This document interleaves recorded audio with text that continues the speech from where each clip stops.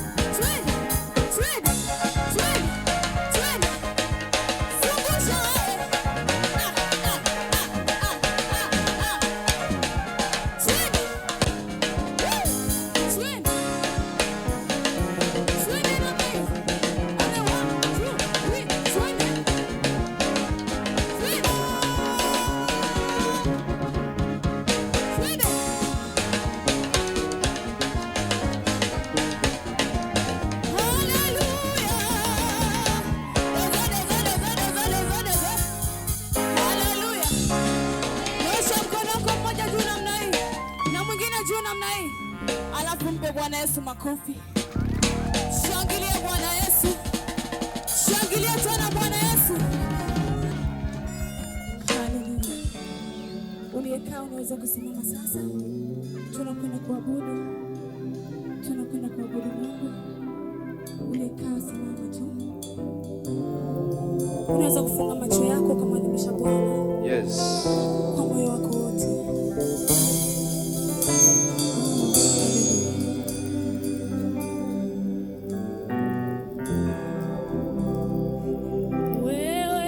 Sababu ya maisha yetu, wewe ni sababu ya uzima wetu, unastahili kuabudiwa, unastahili.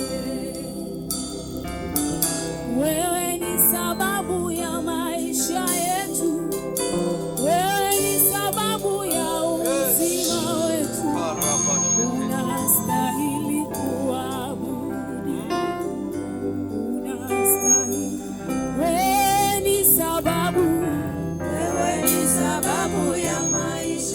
Mwambie Bwana wewe ni sababu. Wewe ni sababu ya uzima wetu. Unastahili kuabudiwa. Unastahili. Mwambie tena Bwana wewe ni sababu. Wewe ni sababu ya maisha yetu. Wewe ni sababu ya uzima. Wewe ni sababu ya uzima wetu. Unastahili kuabudiwa. Mwambie tena Bwana wewe ni sababu ya maisha yetu. Wewe ni sababu ya maisha yetu. Wewe ni sababu ya uzima wetu. Unastahili kuabudiwa. Unastahili. Wewe ni sababu ya maisha yetu. Ni kweli Bwana. Wewe ni sababu ya uzima wetu.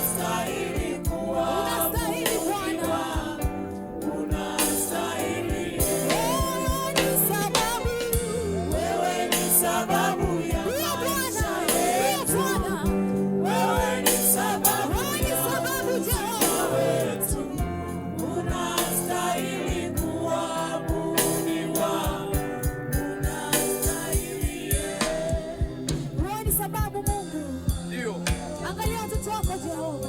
Yes. Wewe ni sababu mfalme wa amani. Ndio. Jioni ya leo tunakuadhimisha wewe. Ndio Bwana. Wewe ni sababu ya kazi zetu. Yes. Wewe ni sababu ya watoto wetu. Ndio Bwana. Wewe ni sababu ya biashara.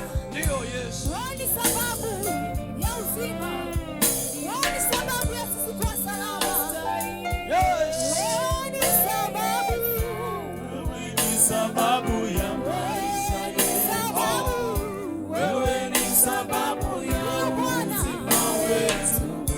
Unastahili kuabudiwa. Unastahili. Wewe ni sababu ya maisha yetu. Wewe ni sababu ya uzima wetu. Unastahili kuabudiwa. Unastahili. Nyosha mikono yako tunaomba. Ndio Bwana. Ongeza thamani ya kumtukuza Bwana.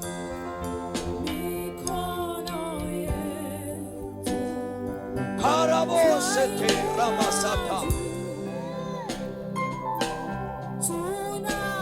Ndio Bwana. Rabashete. Rimosete rabashaka. Ramasata.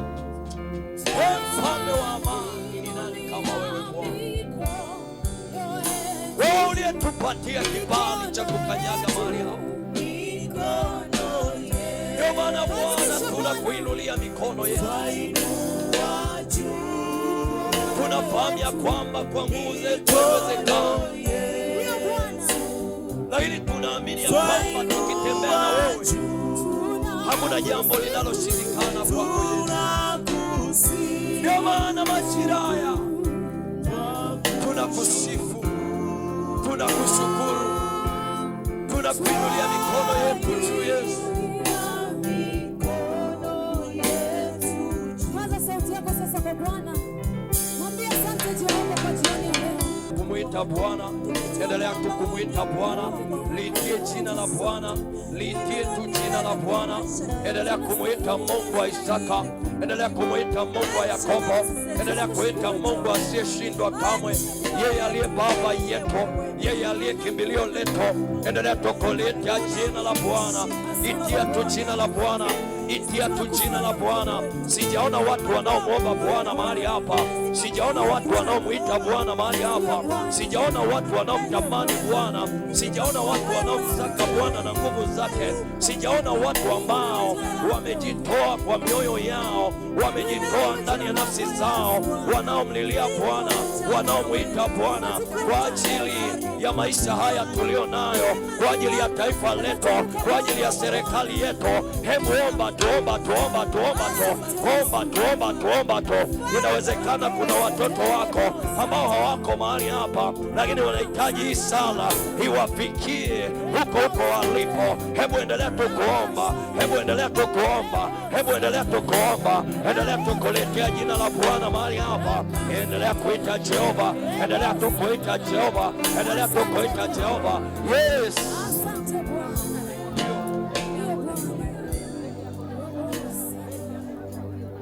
Asante. Mahali ulipo unaweza ukaketi,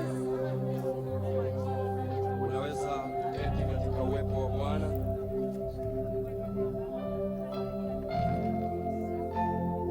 Basi tunamshukuru Mungu ambaye ametutetea, Mungu ambaye ametupigania, Mungu ambaye ametuongoza, Mungu ambaye ametufanya tufike mahali hapa, majira haya tena ambayo tuliyatamani sana kutoka kwa Bwana, na Bwana naye ametupatia majira haya.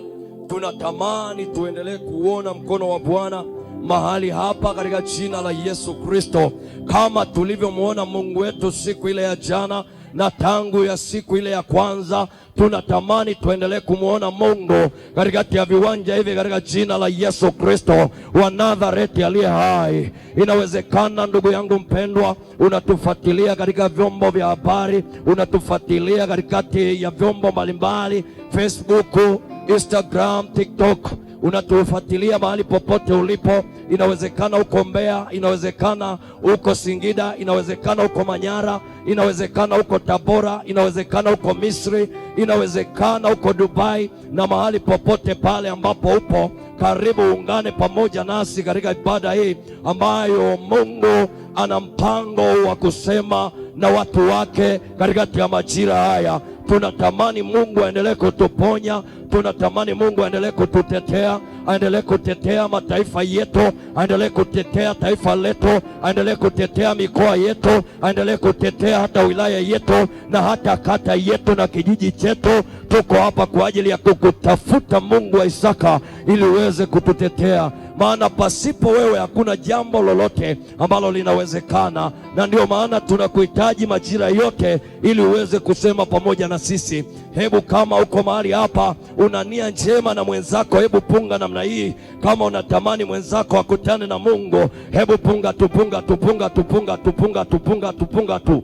Haleluya, haleluya. Mwambie mwenzako karibu tena. Okay, nimepata neema, nimewaona watumishi wa Mungu, nimemwona polisi kata, nimemwona mtendaji wetu wa kata, mtendaji wa kijiji. Naamini kwamba tutawapa nafasi ili na wao waweze kusema kitu chochote, ili basi wenzetu wanapofikiwa huko nje ya mikoa mbalimbali na hata wilaya popote pale walipo, hata katikati ya mipaka ya nje ya nchi, basi wafahamu kwamba watumishi wa Bwana tuko pamoja na wao. Hebu mpungie Bwana Yesu mikono kwa sababu ya amani ya kuketi pamoja na watumishi wa Bwana. Haleluya, haleluya, haleluya. Sitachukua muda mrefu, japo muda umeenda kidogo, lakini nitatumia muda vizuri. Okay, niendelee tu kuwakumbusha kwamba tunatembea na somo lenye kichwa kinachosema namna maneno mabaya uliyotamkiwa au kujitamkia yanavyoweza kukwamisha maisha yako. Na tulikuwa tunatembea na msingi ule wa neno la Bwana kutoka katika kile kitabu cha Waefeso sura ile ya 4 mstari ule wa 29, wakati mtumishi wa Bwana Paulo akiwaalika watu wake kuwa makini na maneno wanayotamka yasije yakawa vikwazo kwa wengine. Na sisi tunatembea katika somo hilo ili tuendelee kujifunza, ili maneno tunayotamka kwa wengine yawe baraka, yasiwe laana, yasiwe mabaya, yasiwe na mawaa, yasiwe na mauzi, ili tuendelee kutembea kifua mbele tukiwa na Mungu mmoja, wote tukifahamu ya kwamba ni watoto wa baba mmoja ambao wote tunatamani kuurithi ule ufalme wa mbinguni.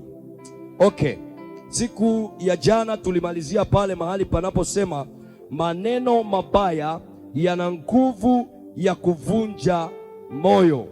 Tukasoma katika kile kitabu cha Ayubu sura ile ya 19 mstari ule wa 2, tukaona namna Ayubu alivyopata maumivu makali wakati alivyotamkiwa maneno mabaya na rafiki zake, watu ambao walikuwa wanawategemea, watu ambao walikuwa wanatembea pamoja na wao, lakini wakatokea kuwa maadui badala ya kuendelea kumtia moyo katikati ya changamoto alizokuwa anapitia. Kuna watu, tukasema kuna watu ambao wao wanapokuona uko kwenye matatizo, basi ndipo wanapoendelea kushindana na wewe zaidi, ili uendelee kuumia moyo, ili uendelee kukata tamaa katikati ya maisha ya kwako. Lakini tukasema ya kwamba kwa msaada wa Mungu, hata kama watutamkie maneno mabaya, bado tutaendelea kupeta mbele katika jina la Yesu Kristo wa Nazareti aliye hai. Haleluya. Okay, leo tunaendelea na kipengele kimoja kinachosema changamoto ya kiafya. Changamoto ya kiafya ulio nayo au unayoweza kuwa nayo inaweza kutumiwa na watu wasiokuwa na ufahamu mzuri kuleta maneno mabaya juu ya maisha yako. Sikiliza, kuna watu wananenewa maneno mabaya, lakini sio kwa sababu wamekosea mahali fulani. ni kwa sababu ya changamoto walizo nazo. Aidha wanapitia hali fulani ya magonjwa, wanapitia hali fulani ya majaribu ambayo yanawafanya wanyong'onyee, yanawafanya washindwe kusonga mbele, yanawafanya wafike mahali wakate tamaa. Basi watu wengine au aidha ndugu, aidha rafiki, aidha watu wa jamii moja na wewe, wanaweza kutumia changamoto yako kama sehemu ya kukunenea maneno mabaya. Bwana Yesu asifiwe. Ninaposoma neno la Bwana katika kile kitabu cha Samueli wa kwanza, sura ile ya kwanza, mstari ule wa 4 na ule wa 6. Biblia katika kile kitabu cha Samueli wa kwanza, sura ile ya kwanza, mstari ni ule wa 4 na ule mstari wa 6. Nitawasomea kwa msaada wa Bwana. Nataka uone kitu kimoja ambacho kilijitokeza katikati ya maisha ya mwanamke mmoja. Alikuwa anajulikana kwa jina la Hana. Kuna vitu ambavyo alikutana navyo kwa sababu ya utasa. Biblia inasema hata siku ile ilipofika, Elikana alipotoa dhabihu kumpa mkewe Penina sehemu, akawapa na watoto wake wote, waume kwa wake, sehemu zao. Lakini Hana humpa sehemu mara mbili, maana alimpenda Hana, ingawa Bwana alikuwa amemfunga tumbo. Sema, ingawa Bwana alikuwa amemfunga tumbo. Mstari wa 6, Biblia inasema ila mwenzake humchokoza sana hata kumsikitisha, kwa sababu Bwana alikuwa amemfunga tumbo. Bwana Yesu asifiwe. Mwenzake anayesemewa hapa alikuwa anaitwa Penina. Hawa wawili, Hana pamoja na Penina, walikuwa wameolewa na mwanaume mmoja. Biblia inamtambulisha kwamba alikuwa anaitwa Elikana. Yule mwanaume, maandiko yananiambia ya kwamba alikuwa anampenda sana Hana, lakini wakati wa maisha ya Hana, kuna wakati alikutana na majaribu makali. Kwa nini? Kwa sababu Biblia inasema ya kwamba alikuwa amefungwa tumbo. Kwa hiyo alikuwa hana watoto. Yeye alichokuwa nacho, alikuwa ana hekima mbele za Bwana na kumtafuta Mungu, maana alifahamu fika ya kwamba kwa sababu nimekosa watoto, hakuna kimbilio jingine ambalo linaweza kunisaidia isipokuwa huyo Mungu ambaye ninamtumikia. Sikiliza, changamoto yake, maandiko yananiambia ilimfanya Penina amdharau Hana, aanze kumtamkia maneno mabaya. Inawezekana kuna maneno alikuwa anamwambia ya kwamba wewe ni mwanamke gani ambaye huzai, wewe ni mwanamke gani ambaye hauwezi kuleta hata uzao katikati ya tumbo la kwako. Wakati huo anamtamkia hayo maneno, alikuwa ajui ya kwamba yuko Mungu ambaye yeye hasomeki kwa ramani ya kawaida, hasomeki kwa ramani ya kiufundi, yeye anasomeka zaidi katikati ya ramani ya kiroho. Kwa hiyo angeelewa ya kwamba ramani ya Mungu inaweza kubadilisha maisha ya Hana, asingemtamkia Hana maneno mabaya. Kuna watu wanakutamkia maneno mabaya kutokana na changamoto yako, lakini ni kwa sababu hawajui ramani ya Mungu, ya kwamba mbele yako kuna mafanikio, ya kwamba mbele yako kuna matunda, ya kwamba mbele yako kuna uzima, ya kwamba mbele yako kuna kicheko, ya kwamba mbele yako kuna furaha, ya kwamba mbele yako kuna shibe. ya kwamba mbele yako kuna utajiri, ya kwamba mbele yako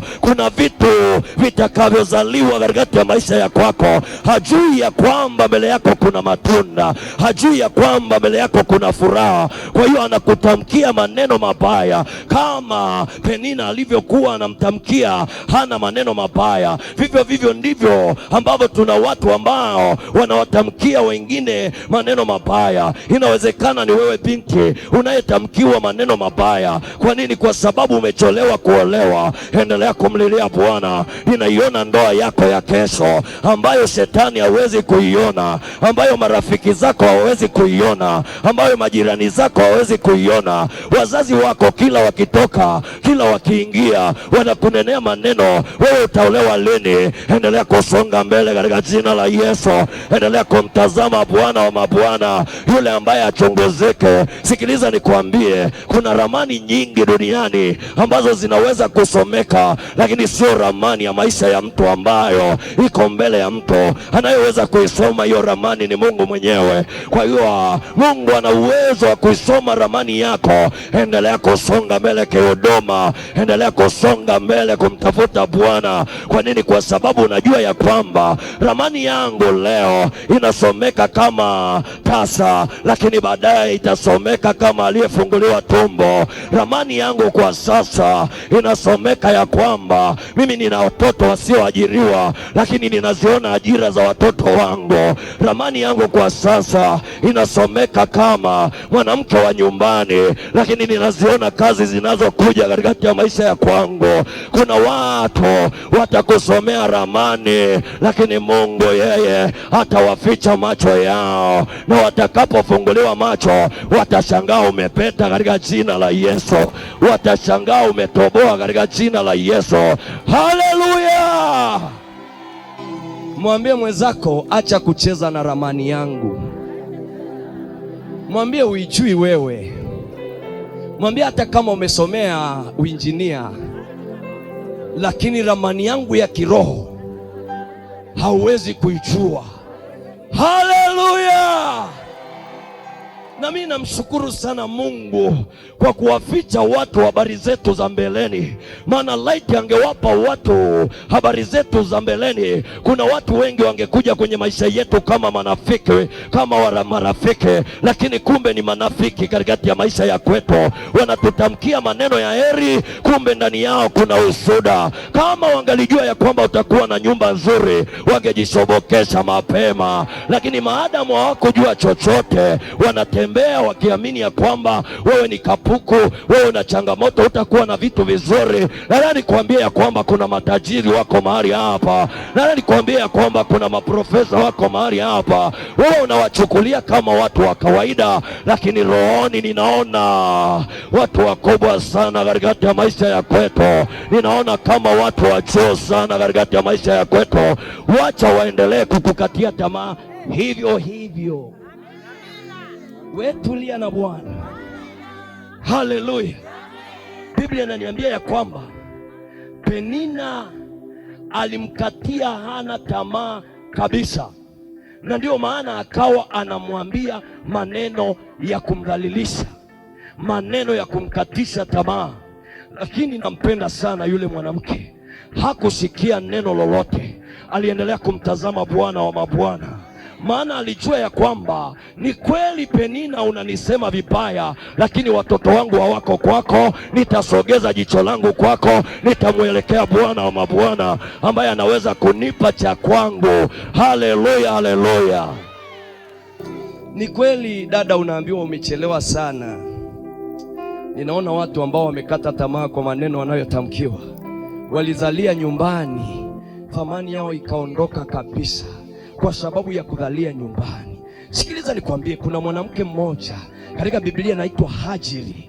Ukimsoma huyo mwanamke anayeitwa Hajiri, Biblia inasema wakati Sara alipokuwa tasa, maandiko yananiambia ya kwamba Hajiri alikuwa ni mtumwa wa Sara. Lakini baadaye yule Ibrahimu ambaye alikuwa na miaka mingi 80, na maandiko yananiambia ya kwamba Sara akamwambia mume wake, sikiliza, mimi nimeshindwa kukupa mtoto, lakini mjakazi wetu huyu anaweza kukupatia mtoto. Sikiliza, wakati Mungu aliweka akamwelekeza kwa Sara pasipo Sara kufahamu. Wakati huo akamruhusu Hajiri amzalie Sara, amzalie Ibrahimu mtoto. Maandiko yananiambia ya kwamba yule Hajiri akamzaa kijana mmoja anaitwa Ishmaeli. Maandiko yananiambia ya kwamba wakati Sara alipopata mtoto akawafukuza wakina Hajiri, akawafukuza wakina Ishmaeli. Kwa nini? Kwa sababu hakujua ya kwamba kumbe na kina Ishmaeli mbele yao Bwana yupo. Hakujua chochote. Kwa hiyo inawezekana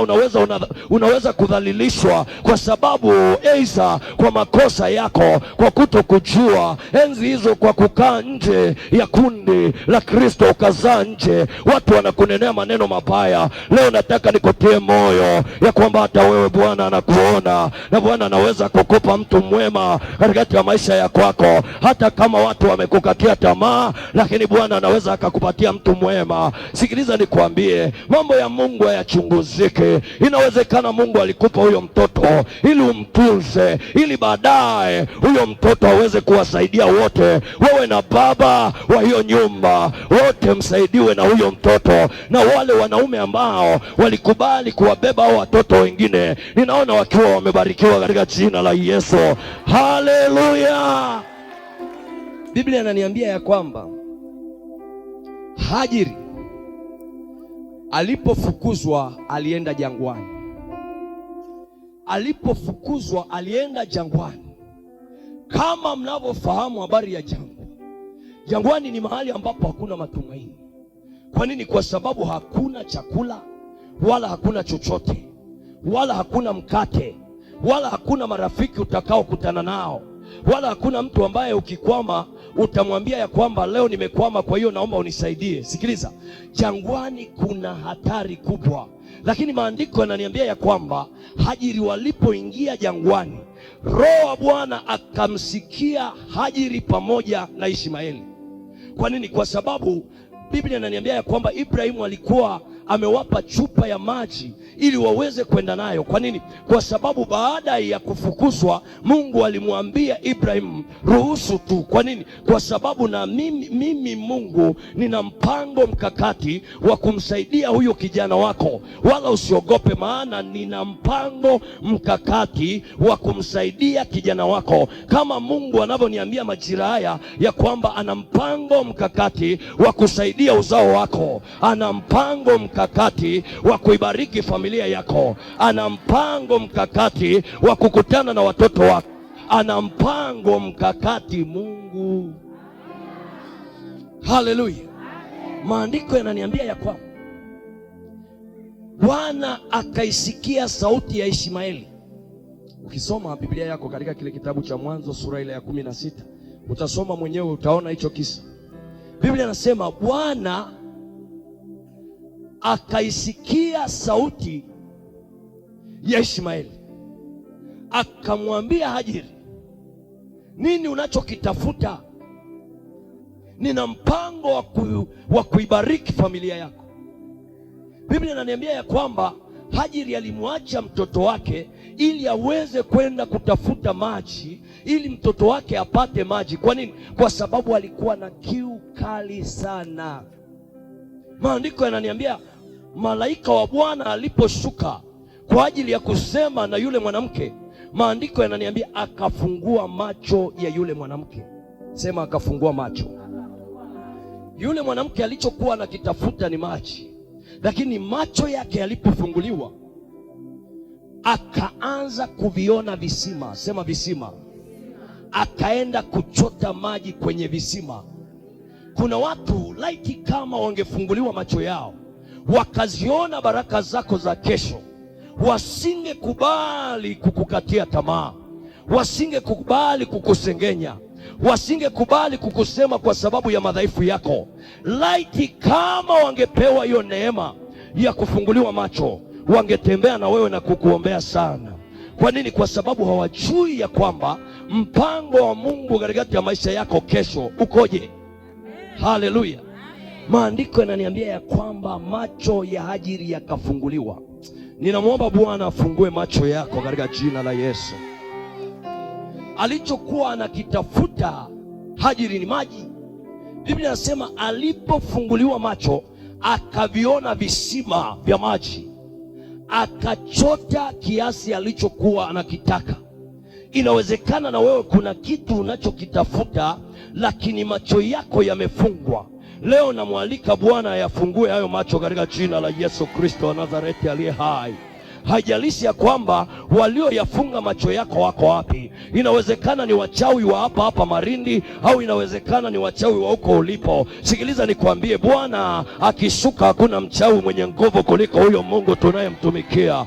Yeye ni zaidi ya hao wachawi ambao wanafikiria kwamba wakizifunga baraka zako wamekumaliza. Sikiliza nikwambie, wewe hicho wamekuweka kwenye kituo, kwenye stendi ya basi, lakini safari yako inaendelea katika jina la Yesu.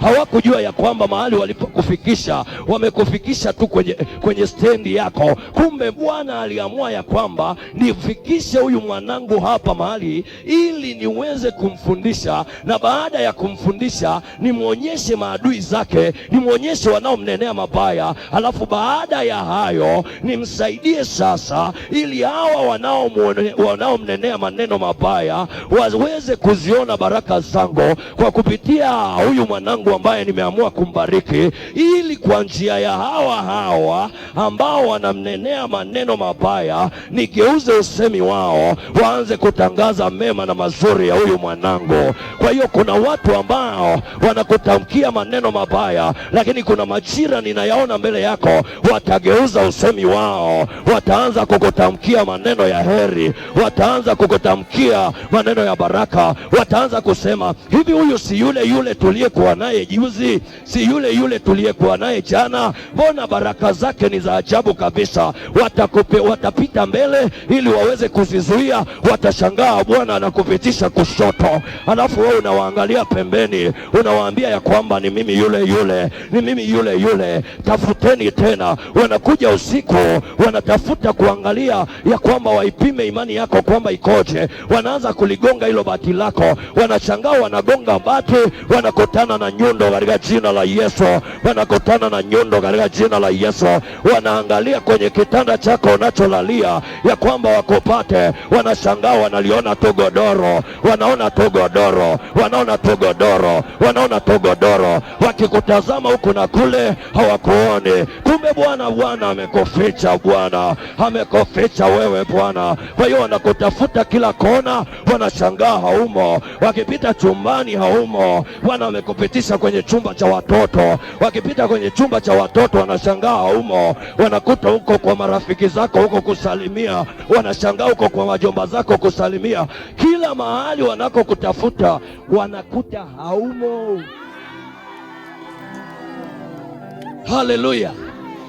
Haleluya. Sikiliza nikwambie, hapa Marindi kuna maprofessional wa kusaka maisha ya watu. Ndio maana wananenea maneno ya wenzao vibaya, wanabadilisha maneno ya wenzao ili wao waonekane kwamba ni wazuri. Wakati wa Bwana ukifika, wa huyu mtumishi unayemdhalilisha, hautaamini katika jina la Yesu. Hautaamini katikati ya maisha yake katika jina la Yesu. Wakati wa Bwana utakapofika, Bwana atafanya vya kwake mwenyewe, na wewe utabaki mwenyewe unaduaa tu na maisha. Haleluya. Kuna watu tunasali nao, alafu wanapitisha vikaratasi kwenye nyumba zenu, wanaandika maneno kwamba ngoja nitakuonyesha. Hakuna kuonyeshwa mtu, watashangaa wameandika, lakini sisi tuko pale katika jina la Yesu. Kuna watu ambao wanatamani kuona ya kwamba maisha yako yameharibika, hali yako ni ile kila siku, watoto wako wamekwama pale kila siku. Kwa hiyo wanakutamkia maneno mabaya ili kuhakikisha ya kwamba kuna vitu katikati ya maisha ya kwako vinapotea, lakini watashangaa neema ya Bwana itatembea pamoja na wewe katika jina la Yesu. Haleluya. Sikiliza nikwambie, kuna watu katikati ya changamoto yako ulio nayo wanatamani kuona ya kwamba unakufa. Sikiliza, hafi mtu hapa katika jina la Yesu. Hafi mtu hapa katika jina la Yesu. Hafi mtu hapa katika jina la Yesu. Hafi mtu hapa katika jina la Yesu. Haleluya. Haleluya, haleluya. Kuna watu wamesubiri ya kwamba watoto wako watazikwa lini. Hazikwi mtu katika jina la Yesu. Kuna watu wanasubiri ya kwamba baraka zako zitaondoka lini. Hakuna baraka itakayoondoka katika jina la Yesu. Kuna watu wanasubiri ya kwamba unadharaulika lini. Hautadharaulika katika jina la Yesu. Kuna watu wanasubiri ya kwamba anguko la huyu mama ni lini. Hakuna anguko. Tutasimama katika jina la Yesu Kristo wa Nazareti aliye hai. Haleluya, haleluya. Wanapitisha vyakula vizuri, wanapitisha vitu vizuri ili uharibikiwe, waweze kusema wataleta, tutakula na tutaendelea kupeta katika jina la Yesu Kristo wa Nazareti aliye hai. Haleluya, haleluya. Kila chanzo wanachokitafuta katikati ya maisha yako hawatakuona katika jina la Yesu. Kila pembe wanayopita katikati ya maisha ya kwako hawatakuona katika jina la Yesu.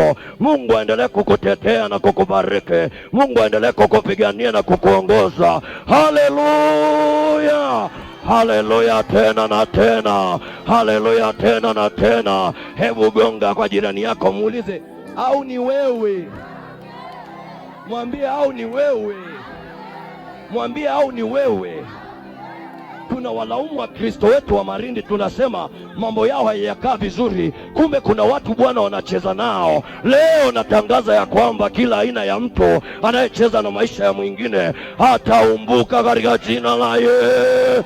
Haleluya, haleluya tena, haleluya na tena. Kuna watu wanacheza na maisha yetu. Kwenye vyombo walikuwa wanakuja kucheza nasi, tukawakamata kwenye ulimwengu wa kiroho, wakashindwa kuichezea vyombo vyetu tena, lakini tutaendelea kuwatandika katika jina la Yesu. Haleluya. Kuna watu wanatamani kukamua maziwa mazuri, lakini maziwa yao yanaharibiwa na jirani zao. Sina huruma na jirani. Ninatangaza msiba juu yao katika jina la Yesu. Ninatangaza msiba juu yao katika jina la Yesu. Ninatangaza na tena katika jina la Yesu. Haleluya. Kuna watu ambao wanasubiri sisi tupande mbegu, alafu tukisha panda mbegu wao hawaendi kulima, wanachukua mazao yetu, alafu mwisho wa siku ndo wanakaa wanaanza kutusema, wanasema ya kwamba angalia, alihangaika kulima lakini hana chochote, lakini mimi sijawahi kwenda shambani lakini bado nina maisha mazuri. Leo vya wenzako utavitapika katika jina la Yesu. Utavitapika katika jina la Yesu. Utavitapika katika jina la Yesu. Sikiliza nikwambie, inawezekana kuna vitu vyako walivichukua, wakasema ya kwamba huyu sasa tunamtangazia mazishi. Rabasheke ramasata. Hafi mtu hapa katika jina la Yesu. Hafi mtu. Mwambie mwenzako sifi. Mwambie hangaika na mimi, lakini sifi hapa. Mwambie sifi Bwana. Mwambie Bwana. Kuna watu wanawaogopa majirani zao kwa sababu wanajua hawa ni wataalamu wa anga. Huyo ni mtaalamu wa anga, lakini kuna mtaalamu wa anga anayeitwa Yesu, ambaye walimtafuta usiku na mchana lakini hawakumuona. Walisema wakimweka kaburini wamemaliza, lakini washangaa mwamba wamefufuka katika jina la Yesu. Kwa hiyo kuna namna wanahangaika na wewe, lakini kadri watakapozidi kuhangaika na wewe watazidi kumuona Bwana akikutetea katika jina la Yesu Kristo wa Nazareti aliye hai. Haleluya. Kuna watu wako mahali hapa wanaumwa na miguu, lakini sio miguu ya kawaida, ni vitu vilivyowekezwa. Wakitembea wanashangaa mwendo hauendi. Leo utaenda katika jina la Yesu. Leo utatembea katika jina la Yesu. Leo utachanua katika jina la Yesu. Leo utainuka katika jina la Yesu. Haijalishi ya kwamba ni magonjwa gani wameweka ndani yako, haijalishi ya kwamba ni magonjwa ya uvimbe, haijalishi ya kwamba ni magonjwa gani. Leo leo, kama isivyo Bwana, utatembea katika jina la Yesu. Kuna watu ambao wakiwaona watoto wetu wameajiriwa wanatuchukia Bwana, wanaanza kututezea maneno mabaya kwa sababu ya ajira ya watoto wetu. Mlikuwa hamtaki waajiriwe, wataajiriwa katika jina la Yesu Kristo wa Nazareti aliye hai. Haleluya. Mkutano semina iliyopita tulitangaza ajira kwa vijana wa Malindi, na kuna vijana wakatoa ushuhuda kwamba wameondoka Malindi kwa sababu wamepata ajira. Leo tena natangaza katika jina la Yesu, leo tena natangaza katika jina la Yesu kwamba vijana wetu watapata ajira katika jina la Yesu, kwamba vijana wetu watainuliwa katika jina la Yesu, kwamba vijana wetu watakuwa vichwa katika jina la Yesu, kwamba vijana wetu watapanda viwango vingine katika jina la Yesu, katika jina la Yesu, katika jina la Yesu. Na ninatabiria vijana 18 kutoka katika hali ya ulevi katika jina la Yesu katika ardhi hii na kuwa washirika wazuri katika jina la Yesu. Haleluya. Na ninatabiria vijana wa mataifa 5,000 kutoka kwenye hali ya ulevi na kuingia kwenye hali ya utakatifu katika jina la Yesu. Haleluya, haleluya, haleluya, haleluya. Wakati huu ninaposema haya maneno, unaweza tu kusema ni mwanangu huyo, mwanangu ameshaonekana huyo. Ni kweli alikuwa mlevi mpaka majirani walikuwa wanakasirika, maana kila akija ni matusi tu. Matusi hawatayasikia tena katika jina la Yesu, maana kuna Mkristo thabiti katika jina la Yesu. Haleluya. Hebu ngoja nichukue kwanza hizi baraka zenu. Wote walionibariki Mungu awabariki.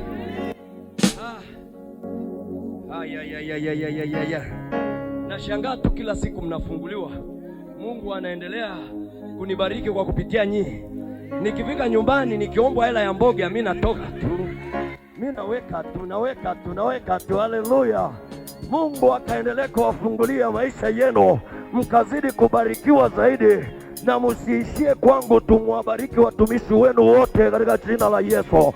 Kwa nini mnawabariki? Kwa sababu mmebarikiwa, kwa sababu mmeinuliwa.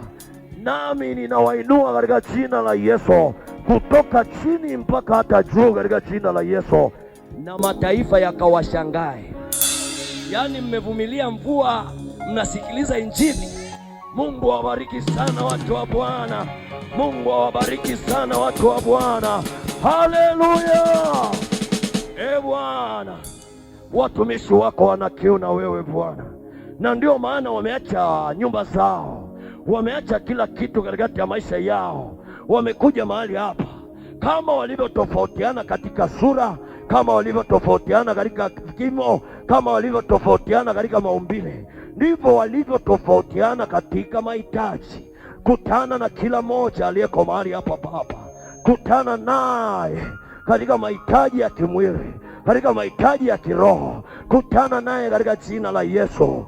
Nami nawaapisha kwamba kila kilichoonekana ya kwamba hakitafanikiwa kimeshafanikiwa katika jina la Yesu. Mahali ulipo, hebu simama. Kumbe kuna zingine zimebana, yani zimejaa mpaka sikuiona kwa kweli. Sawa. Haleluya.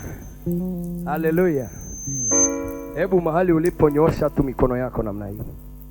Sasa sijui tufanyeje, maana hali ya hewa kidogo imebadilika. Ni baraka, si ndio Kwa hiyo tuko tayari kunyeshewa. Amen. Haleluya. Nyosha tu mkono wako namna hii. Tunatamani yule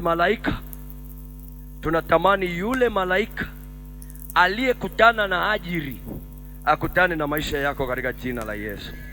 Yule malaika aliyekutana na Ishmaeli, aliyeisikia sauti ya Ishmaeli, akaisikie na sauti yako katika jina la Yesu. Na zile mbegu ambazo zimeoteshwa, ambazo ziliadhimiwa ya kwamba hazitamea, zimee katika jina la Yesu Kristo wa Nazareti aliye hai. Watumishi wa Mungu mwenye sore, mtendaji wa kata, mtendaji wa kijiji pamoja na polisi kata wetu, naomba msogee hapa mbele. Nataka niseme neno kwa ajili ya taifa letu, na ninyi ni viongozi wetu. Tunataka tuseme neno ili Mungu aendelee kututetea, ili Mungu aendelee kutuponya, ili Mungu aendelee kutupigania. Amani tunayoiona inatokana na Mungu kwa njia ya viongozi wetu. Kwa hiyo tunatamani Mungu aendelee kutubariki, tuendelee kuiona amani ya Bwana. Kwa hiyo watumishi wa Bwana nitawaombea, alafu watakaposema neno basi tutaendelea kufunga kutokana na hali ya hewa, na utapewa bahasha. Kesho tutafanya maombi rasmi kwa ajili ya kuharibu au kutengua maneno yote uliotamkiwa, ili uendelee kuwa huru katika jina la Yesu. Na kama unavyofahamu, kesho ni siku yetu ya mkate wa mwisho ni mzuri kuliko ule wa kwanza. Haleluya, haleluya. Kwa hiyo wakati mchungaji wetu anakuja mahali hapa kwa ajili ya kuwaombea watumishi wa Bwana na kuendelea kuzitangaza baraka za Bwana katikati ya taifa letu, tumkaribishe kwa makofi mengi mengi.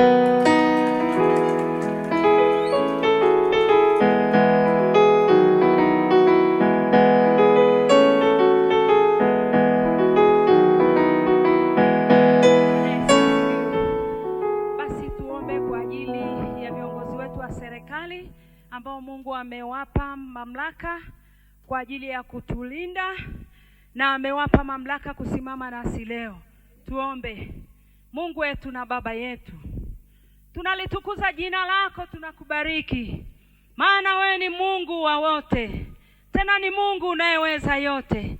Asante kwa ajili ya siku ya leo, asante kwa ajili ya hali ya hewa, asante kwa ajili ya watu wako wamefika katika kiwanja hiki kwa ajili ya mkutano.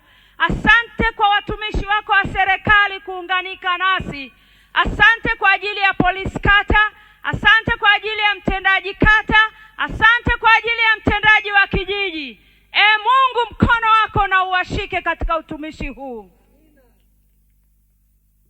Tunahitaji utumishi wao ukatukuke zaidi na zaidi.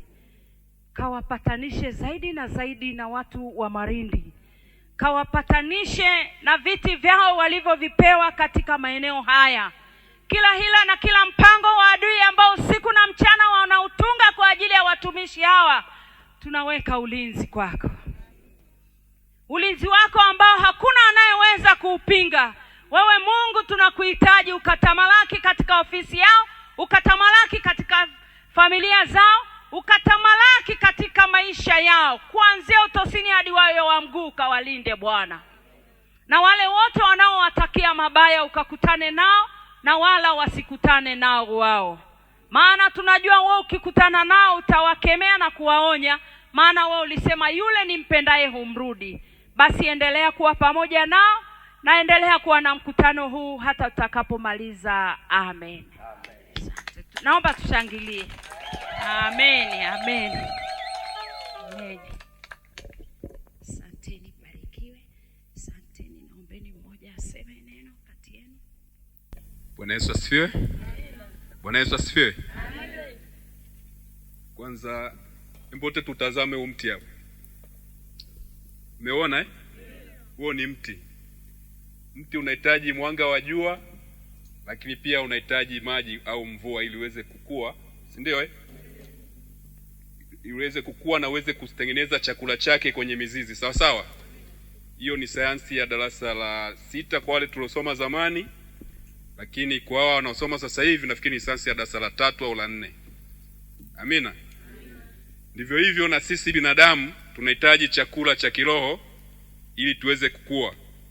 Amina. Mwinjilisti ametulisha chakula cha kiroho, ametupitisha kwenye mafundisho mazuri, mahubiri mazuri ya kutujenga kama wana Malindi, kama wana Kwizu na kutoka sehemu mbalimbali ya kata yetu ya Mshewa, ili tukue kiroho. Tunavyokuwa kiroho tunaambiwa kwamba kipewa chakula cha kiroho kuna yale matendo ya mwili ambayo yanaondoka. Sikumbuki vizuri kwenye Biblia ni kitabu gani, lakini kuna yale matendo ya mwili yanaondoka. Nakumbuka tu machache hapo, wanasema si wivu, hasira, uchawi, chuki, ulevi, uzinzi vinaondoka, si ndio? Vinaondoka baada ya kulishwa chakula cha kiroho. Kwa Kwa hiyo ni msii mwinjilisti haya makongamano yaendelee ili kutuweza, kwa maana yanavyoendelea makongamano, unavotupa chakula cha kiroho sisi wananchi au wakazi au wananchi wakazi wa Mshewa na Marindi na viunga vyake, tunajengeka kiimani, lakini pia inatusaidia kuachana na matendo maovu. Amina.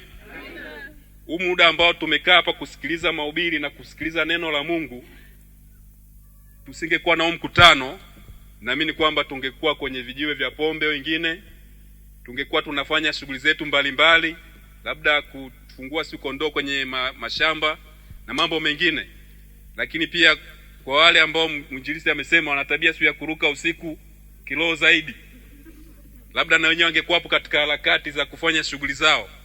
Lakini kitendo cha kutuitisha mkutano huu wa Injili unaturisha roho zetu na kutuondoa katika matendo yasiyofaa. Muda labda tuseme tumekuwa muda mzuri na mwema kwa sisi kuwepo hapa ili tuweze kulishwa chakula cha kiroho. Lakini pia na sisi tuliopo hapa tunahitaji amani na usalama, si ndio? Ndio maana na sisi mmetuona hapa, viongozi wenu, polisi, mtendaji kata, mtendaji wa kijiji, tupo katika kuhakikisha kwamba watu wetu hapo salama, mikutano inafanyika salama ya kiinjili, ili watu waweze kuhubiriwa na kubadilika katika kiimani, lakini pia katika matendo yale yasiyofaa katika kijamii. Jamii yetu inakumbwa na mambo mengi. Kuna ulevi ambao umekithiri, umepindukia tuseme. Lakini pia hata watoto wetu wengine tu wamekuwa na tabia za ovyo. Kwa nini? Kwa sababu wamekosa hata maonyo. Na wengine hata kuja kusikiliza tu kwenye haya mahubiri wanakosa. Lakini pia hata hapa kwenye mkutano mkiangalia tu, idadi kubwa ya wamama na wadada ni wengi kuliko hata sisi wababa tuliopo hapa, si ndio? Tukiuliza wako wapi, wapo majumbani, wapo wapi, wapo kwenye vilabu vya pombe, si ndio? Lakini inavyofanyika hii mikutano, ili crusade kama hili, hata sisi tukitoka hapa tunaenda tunahubiria kule nyumbani, kuna maneno mazuri mwinjilisti anaongea ya kutujenga, ya kutufanya tuendelee kuwa watu wema katika jamii. Jamii tunasumbuliwa na mambo mengi. Kuna wengine nasikia mnakataa mradi wa maji, si wa Kwizu, si wa wapi, mnakataa miradi ya maendeleo. Lakini pia hizo kuna tabia ambazo tumezikuta huko, tunazisikia huko mtaani zipo, kwamba wamama tupo zaidi kwenye upande wa watoto wetu au wa binti zetu, kwamba baba akimkemea mtoto wa kike, baba anaonekana adui kwenye familia. Hiyo tabia ipo na ipo kwenye mitaa yetu. Sasa mimi sijui niwaulize tu nyinyi, labda wazazi ambao mliopo hapa, labda nyinyi wa mama zangu mliopo hapa, ndio bibi zetu walivyowalea hivyo kwamba mama asikilizwe kuliko baba? Wasome tu kwenye maandiko, kwenye kitabu kile cha Waefeso nafikiri sura ya 6 mstari wa kwanza hapo inasema kwamba enyi watoto watiini wazazi wenu. Watiini, mtii baba na mama yako ili siku zako ziweze kuwa nyingi katika nchi ya kupayo Bwana Mungu wako. Lakini sasa wewe mama, inakuaje unamfundisha mtoto eti akutiwe afu baba amdharau? Hapo hatujengi misingi, tunaharibu.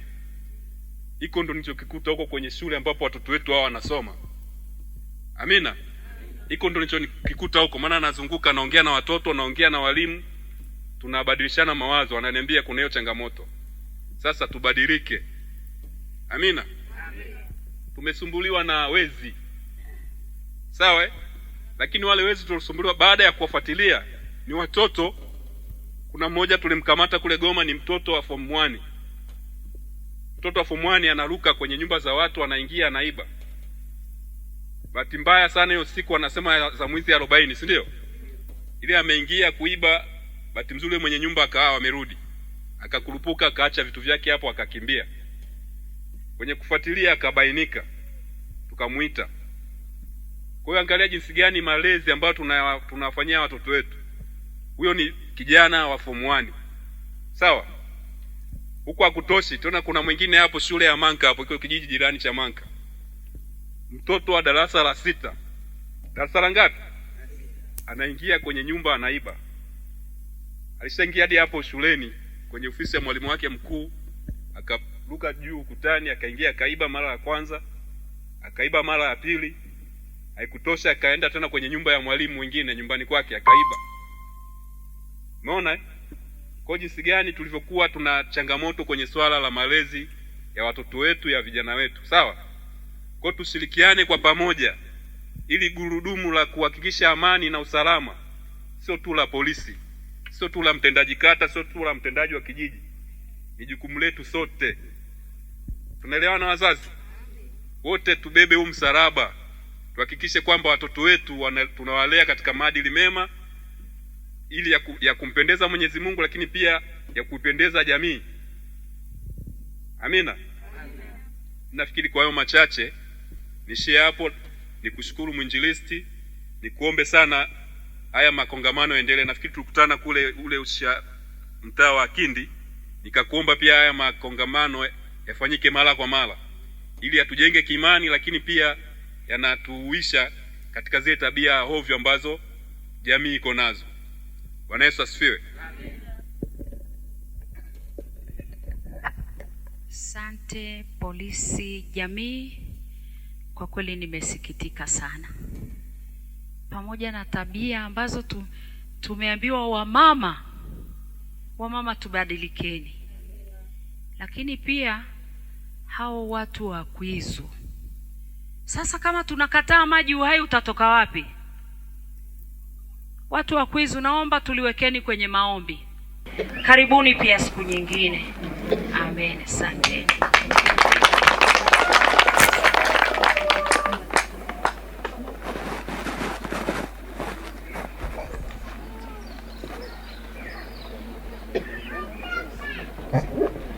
Amen. Mahali uliko, kamata sadaka yako, kamata sadaka yako.